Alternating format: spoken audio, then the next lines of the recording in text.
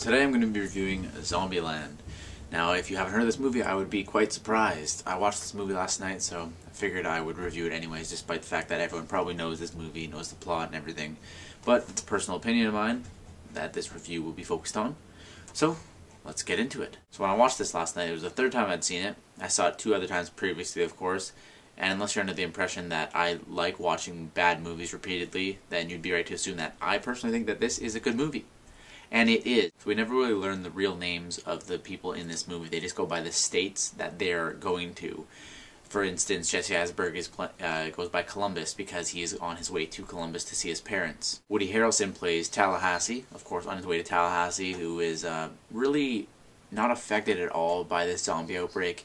He's more of a loner kind of guy, sticks to himself, but until, of course, he kind of teams up with Jesse Eisenberg and they are traveling together because they're both headed to the, I think they're headed to the West Coast. I don't really know the geography of the States, just like none of you probably know the geography of Canada. You just know that Vancouver is one place and Toronto is somewhere else. So they run into Wichita, played by Emma Stone, and Little Rock, played by Abigail Breslin. She's the only one I don't really know. She is really annoying, though. The two of them in this movie, they frustrate me a lot. They're very annoying. If you watch the movie, I'm sure you probably know what I'm talking about, unless you don't know what I'm talking about. They're just kind of annoying. They trick Jesse Eisenberg and Woody Harrelson, and they're just really frustrating to watch because they seem like 10 times smarter than Woody Harrelson and Jesse Eisenberg. Now, there's some fun cameos in this movie, like Bill Murray, and I think that's honestly about it. So there's a fun cameo in this movie, I should say. And being on Blu-ray, I don't know what there is for DVD, but there's some bonus features on here. One being deleted scenes. In every movie, the deleted scenes, they shouldn't even bother putting them on because they're the worst scenes ever.